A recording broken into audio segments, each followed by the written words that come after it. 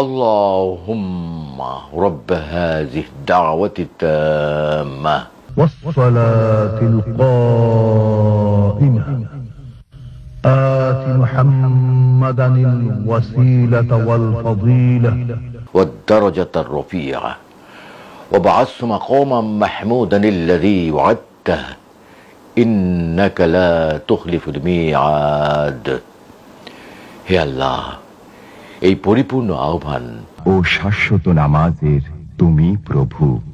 হযরত মুহাম্মদ সাল্লাল্লাহু আলাইহি ওয়াসাল্লামকে দান করো সর্বোচ্চ সম্মানিত স্থান, সুমহান মর্যাদা, এবং বেহেশতের প্রশংসিত স্থানে তুমি তাকে অধিষ্ঠিত করো।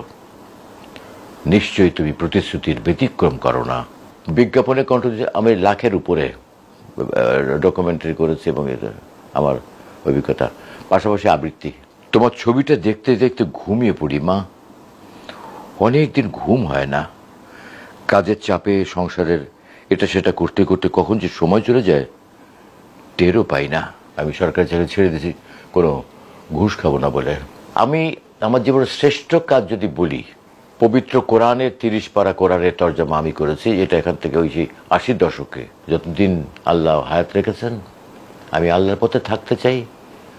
আমি অন্যায়কে প্রশ্রয় দিতে চাই না কখনো। বহু মানুষ আমাকে ভালোবাসে, বহু মানুষ আমাকে শ্রদ্ধা করে, আমি তাদের কাছে সত্যি কৃতজ্ঞ। আমি আল্লাহর কাছে শুকর করি, কৃতজ্ঞ আমি। দর্শক, আমার সঙ্গে রয়েছেন একজন গুণী মানুষ, সৈয়দ ইসমত তোহা। অনেকে হয়তো এইভাবে চিনবেন, 90-এর দশকে বিটিভিতে আজান শেষে যে দরাজ কণ্ঠের দোয়া শুনতেন, সেই ভয়েসটি সেটি কিন্তু ইসমত তোহার। ভাই কেমন আছেন? আলহামদুলিল্লাহ ভালো আছি এবং আমি সবসময় ভালো থাকার চেষ্টা করি। আপনার বর্তমান যে অবস্থা, যে কর্মব্যস্ততা, যদি একটু সেটি নিয়ে বলেন। আমি তো কাজ করছি এখানে, মিডিয়াতে কাজ করি 55 বছর। 1970 থেকে আমার শুরু। আমার বাড়ি খুলনাতে, খুলনার বেতার থেকে আমার শুরু। কিন্তু আমার অনুশীলনটা চলেছে যখন আমি ক্লাস 3-4 পড়ি, তখন থেকে। আমার কিন্তু কোনো ওস্তাদ ছিল না, নাইও, এবং কাউকে ফলো করতাম। একটা মানুষ যখন কোনো আর্টিস্ট হতে চায় বা যে কোনো জিনিস হতে গেলে তাকে কিন্তু কাউকে অনুসরণ করতে হয়, কারোর অনুপ্রেরণা লাগে। তো আমারও এরকম ছিল, কিন্তু সেটা তাকে আমি কখনো চোখে দেখিনি। আমি তার কণ্ঠ শুনে মুগ্ধ হয়ে তার মতো করে পড়ার চেষ্টা করতাম। তখন আকাশবাণী থেকে খবর পড়তেন দেবদুলাল বন্দ্যোপাধ্যায়, বিজন বোস, নীলিমা সান্যাল, লীনারা খবর পড়তেন, বিখ্যাত নিউজ রিডার।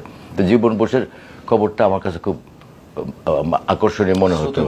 আমাকে ওনার কণ্ঠ আমাকে অনুপ্রাণিত করেছে এবং আমি তার মতো করে পড়ার চেষ্টা করতাম।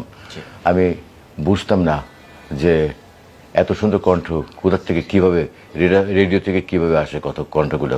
তখন তো বিটিভি অত ছিল না, বিটিভি মানুষ দেখতো, সবার বাসায় টিভি ছিল না। আমার বাবা খুব শৌখিন মানুষ ছিলেন, তো ওই শৌখিন মানুষের শৌখিনতার কারণেই আমাদের বাসায় সব কিছুই তখন আব্বা করতেন আর কি।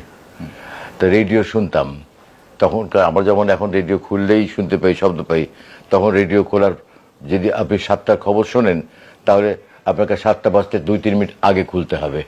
ভিতরে কতগুলো বাল্ব জ্বলবে, তারপরে আপনি রেডিওর শব্দটা শুনতে পাবেন।